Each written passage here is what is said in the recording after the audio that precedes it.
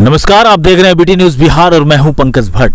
पंचायत चुनाव को लेकर के राज्य निर्वाचन आयोग के द्वारा दिशा निर्देश लगभग जारी कर दिया गया है। हालांकि ये आदर्श आचार संहिता के नियम कानून से संबंधित एक दिशा निर्देश भर ही अभी माना जाएगा, चूंकि आचार संहिता अभी नहीं लागू किया गया है। हम आपको बता देना चाहते हैं कि तमाम प्रत्याशियों को राज्य निर्वाचन आयोग के तरफ से ये आगाह कर दिया गया है कि कोई भी व्यक्ति किसी भी पार्टी के झंडा या सांप्रदायिक भावना, धार्मिक, जातीय या भाषाई के आधार पर अगर चुनाव प्रचार करते पकड़े जाते हैं या किसी प्रत्याशी पर निजी हमला करते पाए जाते हैं तो उनकी खैर नहीं है।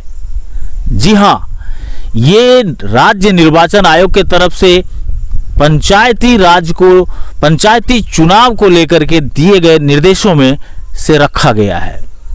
साथ ही कोविड-19 को लेकर के कोविड के जो नियम प्रोटोकॉल जो होंगे उसे पूर्ण रूप से लागू कर दिया जाएगा, उसे माना जाएगा, क्योंकि विधानसभा चुनाव में भी आपने देखा होगा कि कोविड प्रोटोकॉल का नियम का पालन किया जा रहा था और कितना किया जा रहा था ये सब आपने देखा है। नियम तो खैर नियम होते हैं, उसका पालन कितना जमीन पर होता है ये देखने वाली बात होगी। हालांकि राज्य निर्वाचन आयोग ने सख्ती से कहा है कि किसी भी प्रकार के निजी टिप्पणी किसी भी प्रत्याशी पर अगर कोई करता है या करते पाए जाते हैं तो उनके ऊपर कानूनी कार्रवाई अवश्य की जाएगी। यानी किसी भी राजनीतिक दल का झंडा, बैनर, पोस्टर आप प्रयोग में नहीं ला सकते हैं। किसी भी प्रकार के सरकारी भवनों का इस्तेमाल चुनाव प्रचार करने के दरमियान आपको नहीं करना होगा। यानी आप सरकारी भवनों में किसी भी प्रकार की मीटिंग या बैठक नहीं कर सकते। किसी भी राजनीतिक दल का झंडा या बैनर नहीं लगा सकते। साथ ही आपको मैं ये भी बता दूं कि वोट किसी भी पार्टी के नाम पर नहीं मांगना तय कर दिया गया है।